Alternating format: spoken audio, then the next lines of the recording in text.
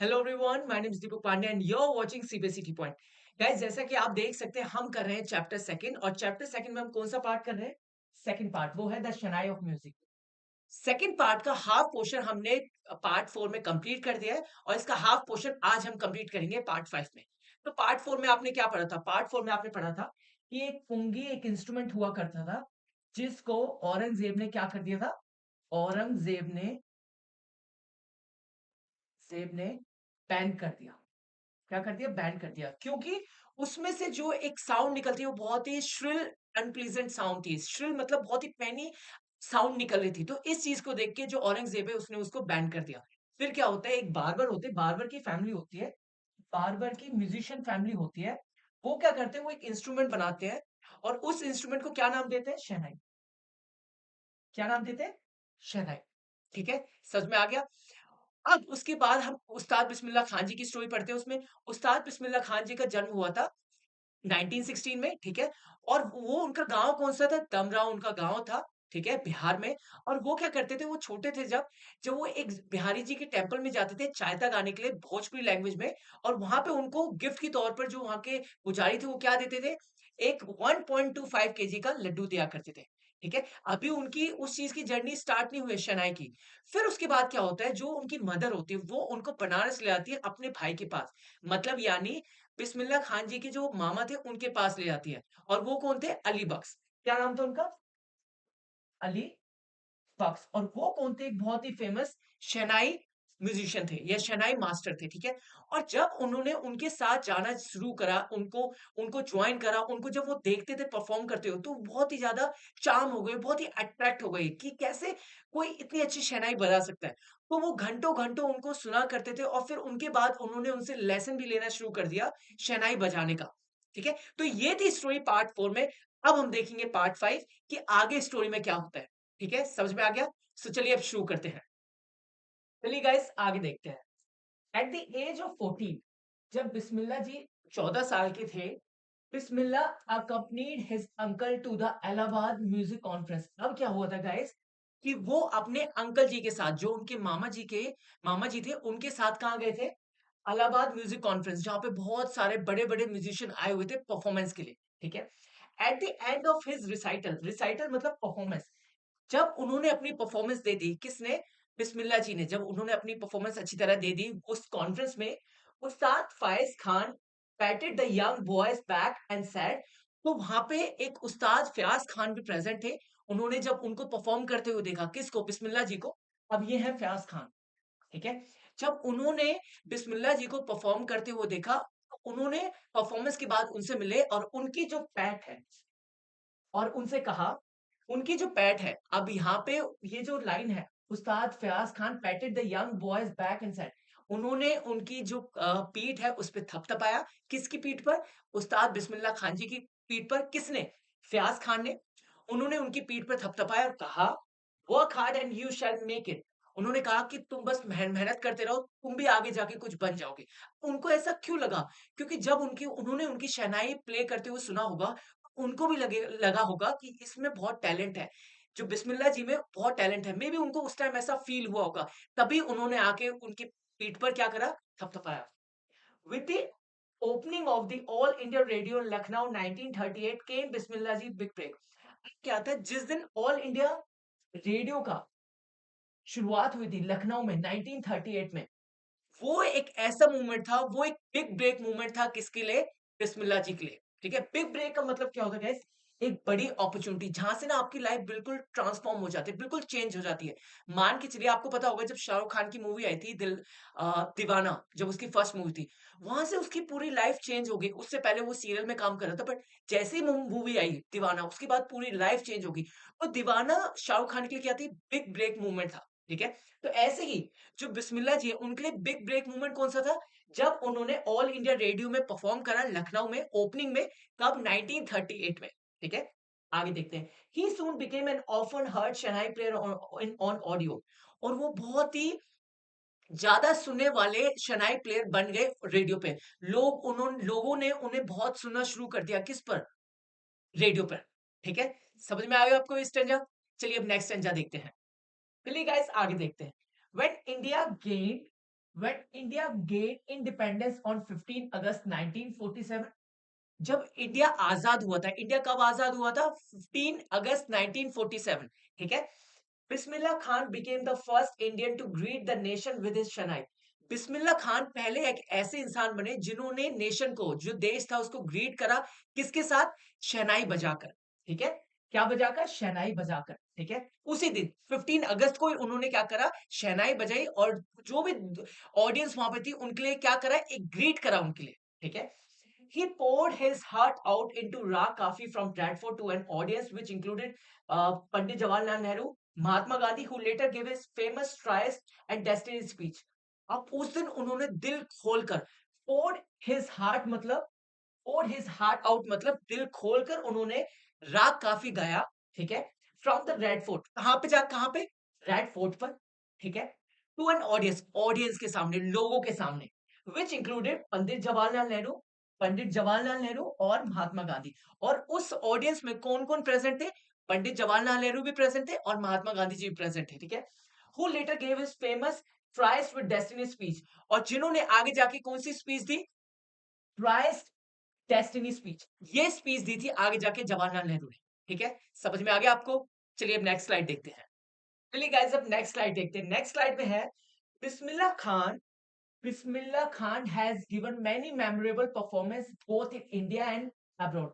अब जो बिस्मिल्लाह खान जी थे उन्होंने बहुत ही यादगार परफॉर्मेंस दी है, कहां पे? इंडिया में भी और अब्रॉड। अब्रॉड मतलब फॉरेन कंट्रीज, ठीक है? His first trip abroad was to Afghanistan. उनकी जो पहली ट्रिप थी बाहर की, बाहर देश की, वो कौन सी थी? अफगानिस्तान। वो सबसे पहले कहां गए थे? अफगानिस्तान गए थे और अफगानिस्तान जाके उन्होंने परफॉर्मेंस दी थी। Where King Zahir Shah was so taken in by the maestro that he gifted him priceless Persian carpets and other souvenirs. अब क्या था कि वहां पे जाके जब उन्होंने परफॉर्मेंस दी थी, किसने? बिस्मिल्लाह खान जी ने। तो जब जो वहां के जो किंग थे, जाहिर शाह, उन्होंने जब उनकी परफॉर्मेंस देखी, वो उस चीज को देख के, उनकी परफॉर्मेंस को देख के बहुत ही ज्यादा अट्रैक्ट हो गए और चार्म हो गए, बहुत ही हैरान भी हो गए और खुश भी हो गए कि कोई कितना अच्छी तरीके से परफॉर्म कर सकता है इतना, ठीक है? टेकन बाय मतलब बहुत ही हैरान हो जाना, इन अ गुड वे, ठीक है? वो बहुत ही शॉक हो गए थे, वो बहुत ही खुश हो गए थे, उनसे चार्म हो गए थे जब उन्होंने उनको देखा, बिस्मिल्लाह जी को परफॉर्म करते हुए देखा। और इसलिए जब वो इस चीज को देख के खुश हो गए तो उन्होंने क्या करा? He gifted priceless Persian carpets and other souvenir. उन्होंने क्या करा? अपनी जगह अफगानिस्तान में जो लैंग्वेज कौन सी बोली जाती है? पर्शियन। और वहां पे उनकी सबसे जो कीमती कारपेट, कारपेट मतलब कालीन, कारपेट मतलब कालीन जो ऐसी दिखती है, सबसे कीमती कालीन उनको गिफ्ट करी, किसको? बिस्मिल्लाह जी को। एंड अदर सोवनिर्स, सोवनिर्स मतलब things given in memory of a place, person और इवेंट। ऐसी कोई चीज जो वहां की बहुत फेमस हो, वो चीज भी बिस्मिल्लाह जी को उन्होंने दी थी। अब जहां पे भी आप जाते हैं, जैसे आप राजस्थान जाते हैं, राजस्थान में जो सबसे फेमस चीज होती है, लोग उसको देते हैं जो भी उनके सिटी में आते हैं या जो भी उनकी स्टेट में आता है। अब आप हरियाणा में जाएंगे एज ए गेस्ट, तो जो वहां की स्पेशलिटी होगी वो आपको गिफ्ट करी जाएगी अगर आप वहां पे जाके एज ए टूरिस्ट जाते हैं। तो जब बिस्मिल्लाह जी वहां पे गए थे अफगानिस्तान में, तो वहां पे जो सबसे फेमस और सबसे ज्यादा वैल्यूएबल चीज थी अफगानिस्तान की, वो उन्होंने गिफ्ट करी थी किनको? बिस्मिल्लाह जी को। किसने? ज़ाहिर शाह ने। समझ में आ गया आपको ये स्टेंजा अच्छी तरह? चलिए अब नेक्स्ट स्लाइड देखते हैं। चलिए गाइस आगे देखते हैं। आगे है the king of Afghanistan. The king of Afghanistan was not the only one to be fascinated with Bismillah's music. अकेले जो ज़ाहिर शाह थे, वो ही एक ऐसे इंसान नहीं थे जो उनके म्यूजिक को, जो उनकी शनाई को सुनकर बहुत ही अट्रैक्ट हुए थे। अभी बहुत सारे लोग हैं, उनके हम नाम देखेंगे। फिल्म डायरेक्टर विजय भट्ट, अब एक और भी थे। कौन थे? विजय भट्ट। वो भी उनके, जब उन्होंने उनको शहनाई प्ले करते हुए देखा, तो वो भी बहुत अट्रैक्ट हो गए थे कि कोई इतना सुंदर कैसे बजा सकता है, ठीक है? Was so impressed after hearing Bismillah play at a festival that he named a film after the instrument called गूंज उठी शहनाई। जब विजय भट्ट ने, जो डायरेक्टर थे, बहुत फेमस डायरेक्टर थे, जब उन्होंने बिस्मिल्लाह जी को परफॉर्म करते हुए देखा, तो वो उनकी परफॉर्मेंस देख के बहुत ज्यादा खुश हो गए, बहुत ज्यादा इम्प्रेस हो गए। और उन्होंने क्या करा? ही नेम्ड अ फिल्म, कि अपनी एक फिल्म का नाम क्या रख दिया? गूंज उठी शहनाई। क्या नाम रख दिया? गूंज उठी शहनाई। और उन्होंने इसका नाम क्यों रखा था? उन्होंने उसका नाम क्यों रखा था? क्योंकि जब उन्होंने बिस्मिल्लाह जी को परफ़ॉर्म करते हुए देखा, तो उस चीज़ से वो बहुत ही ज़्यादा इम्प्रेस हो गए थे। बहुत ही ज़्यादा एक तरीके से अट्रैक्ट हो गए थे, चार्म हो गए थे, ठीक है? ये है कौन है? विजय भट्ट जी। और जो उन्होंने मूवी बनाई थी, जो जिस मूवी की यहाँ पे बात हो रही है, वो है ये, गूंज उठी शराई। समझ में आ गया आपको? आगे देखते हैं। The film was a hit. जो मूवी इन्होंने बनाई थी, गूंज उठी शराई, ये बहुत ही हिट रही थी, बहुत ही ब्लॉकबस्टर रही थी। And one of the Bismillah Khan composition, और इस मूवी में एक गाने में बिस्मिल्लाह खान जी ने अपनी कंपोज करा है, मतलब एक म्यूजिक दिया है। दिल का खिलौना है टूट गया। अब वो गाना कौन सा था? दिल का खिलौना है टूट गया। ये एक म्यूजिक, ये एक गाना था जो किसने कंपोज करा था? बिस्मिल्लाह जी ने कंपोज करा था। कौन सी मूवी में? गूंज उठी शहनाई में, ठीक है? Turned out to be a national wide chart buster. और वो गाना जो उन्होंने कंपोज करा था, वो कैसा निकला? वो रिकॉर्ड ब्रेकर निकला उस टाइम का। जब ये गाना रिलीज हुआ था, दिल का खिलौना है टूट गया, ये उस टाइम का चार्ट बस्टर था। इट मींस वो उस गाने ने, उस म्यूजिक ने बिल्कुल रिकॉर्ड ब्रेक कर दिए थे उस टाइम के म्यूजिक के। ठीक है? समझ में आ गया आपको अच्छी तरह? चलिए नेक्स्ट स्लाइड देखते हैं। चलिए गाइस आगे देखते हैं।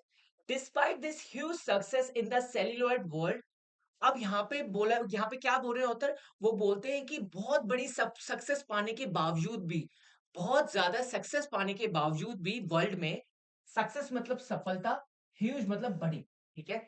बहुत ज्यादा सफलता पाने के बावजूद भी वर्ल्ड में Bismillah Khan ventures in film music world limited to do, but उन्होंने जो म्यूजिक वर्ल्ड है, जो फिल्मी वर्ल्ड है, उसमें सिर्फ उन्होंने बस 2 ही मूवीज़ में काम करा है।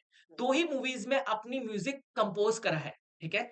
मतलब उन्होंने शहनाई से कुछ म्यूज़िक कंपोज़ करके फ़िल्म डायरेक्टर को दिया होगा, जिससे वो गाने में मूवीज़ में लगा सके। तो उन्होंने बस 2 ही मूवीज़ में काम करा था, ठीक है? और वो कौन-सी थी?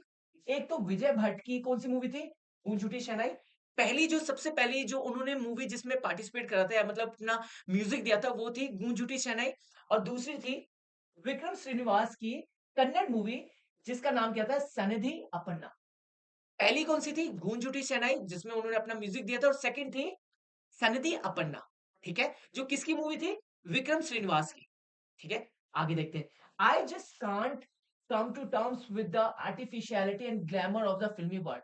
वो कहते हैं, बिस्मिल्लाह जी कहते हैं, ही सेज विद एम्फेसिस, वो जोर डाल के कहते हैं कि it's not very easy for me to get along with filmi world. वो कहते हैं कि मेरे लिए इतना आसान नहीं है फिल्मी वर्ल्ड के साथ काम करना, क्योंकि वहां पे जो नकलीपन है, आर्टिफिशियलिटी मतलब नकलीपन है, ग्लैमर मतलब वहां पे जो लाइट है, ग्लैमर है, चकाचौंध है, वो मेरे लिए नहीं बना है, ठीक है? मेरे लिए इतना इजी नहीं है उनके साथ काम करना, उनके साथ कुछ कंपोज करना, मैं ज्यादा उनके साथ नहीं कर सकता हूँ, ठीक है? और ये कौन कहते हैं? बिस्मिल्लाह जी खुद कहते हैं, जोर डालकर, ठीक है? समझ में आ गया आपको इस स्ट्रेंजा? आगे बढ़े? चलिए ठीक है, अब आगे बढ़ते हैं। चलिए गाइस आगे देखते हैं। Awards and recognition, awards and recognition came thick and fast. और जब वो फेमस होते गए, जब वो परफॉर्म करते गए, तो उन्होंने थिक एंड फास्ट मतलब he got a lot of awards and was recognised at many places. उन्होंने बहुत सारे अवार्ड्स जीते, उनको बहुत सारी प्लेसेस पे बुलाया गया परफॉर्मेंस के लिए। किनको? बिस्मिल्लाह जी को। Bismillah Khan became the first Indian to be invited to perform at the prestigious Lincoln Center Hall in the United States of America. और बिस्मिल्लाह खान जी एक पहले इंडियन ऐसे बने जिनको बुलाया गया, जिनको इनवाइट करा गया, कहां पर? Prestigious Lincoln central hall in the United states of America में, ठीक है? इस जगह लिंकन सेंट्रल हॉल, ये है Lincoln central hall in United states of America, यहाँ पे बुलाया गया। वो पहले ऐसे इंडियन बने जिनको बुलाया गया था लिंकन सेंट्रल हॉल में परफॉर्मेंस के लिए, ठीक है? आगे देखते हैं। He also took part in the world exposition in Montreal, और उन्होंने एक और जगह पार्टिसिपेट करा, वो कौन सी थी? वर्ल्ड एक्सपोजिशन, एक्सपोजिशन कहाँ पे? मॉन्ट्रियल में, ठीक है? उन्होंने एक और जगह पार्टिसिपेट करा, वो कौन सी जगह थी? वर्ल्ड एक्सपोजिशन, और वो कहाँ पे थी? मॉन्ट्रियल में। In the Cannes art festival, और वो कहाँ पे? कांस आर्ट फेस्टिवल। कांस आर्ट फेस्टिवल वो जगह होती है जहाँ पे जितने भी फिल्मी डायरेक्टर होते हैं, एक्टर होते हैं, वो सारे अवार्ड लेने के लिए आते हैं, ठीक है? आगे, and the Osaka trade fair, और उन्होंने एक और जगह पार्टिसिपेट करा था, एक और जगह परफॉर्मेंस दी थी, और वो कौन सी थी? ओसाका ट्रेड फेयर में, ठीक है? समझ में आ गया? So well known, so well known did he become international that an auditorium in Tehran was named after him, तहार मॉस्क्यू उस्ताद बिस्मिल्लाह खान। वो इतने फेमस होते गए थे, इतने फेमस बन गए थे वो, मतलब अपने उनकी परफॉर्मेंस उन्होंने पूरे वर्ल्ड में देनी शुरू कर दी और इतने फेमस हो गए कि उनके नाम पर एक ऑडिटोरियम बना तेहरान में। उनके नाम पर एक ऑडिटोरियम बना तेहरान में, जिसका नाम क्या रखा गया? तहार मौसियो उस्ताद बिस्मिल्लाह खान।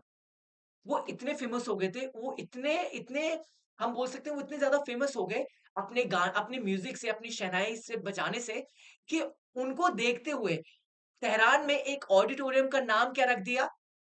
तहार मौसकी उस्ताद बिस्मिल्लाह खान। ठीक है? वो इतने फेमस हो गए उनका नाम, एक ऑडिटोरियम का नाम ही क्या रख दिया? तहार मौसकी उस्ताद बिस्मिल्लाह खान, और वो कहाँ पे था? तेहरान में। ठीक है? समझ में आ गया आपको स्टैन्ज़ा? चलिए अब आगे बढ़ते हैं। चलिए गाइस आगे देखते हैं।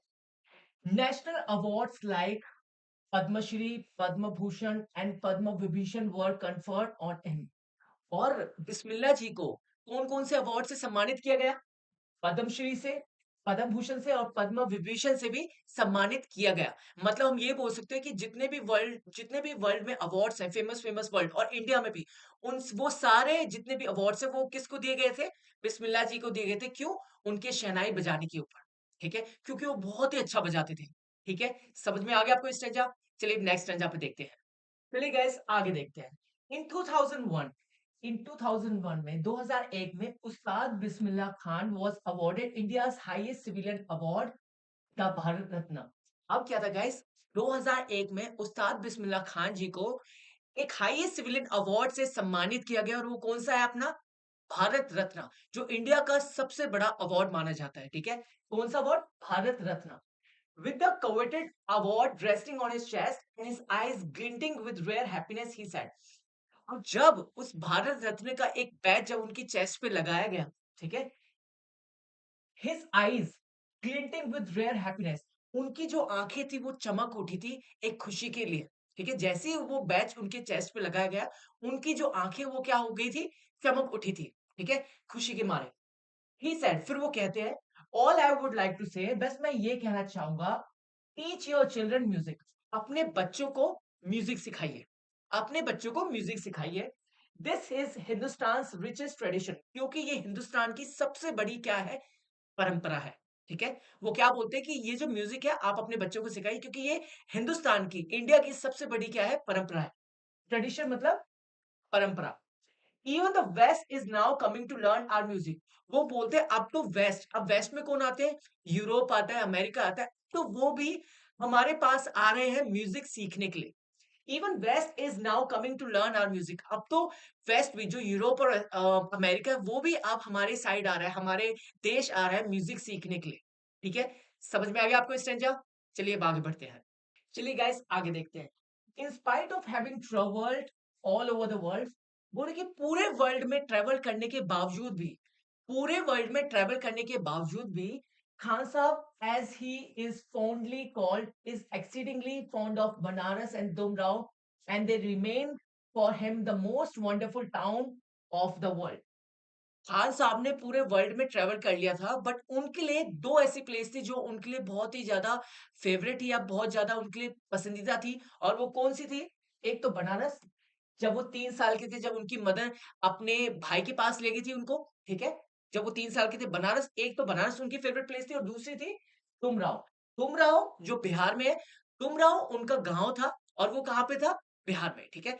ये 2 एक ऐसी प्लेस थी जो उनके लिए बहुत ही फेवरेट थी। किनके लिए?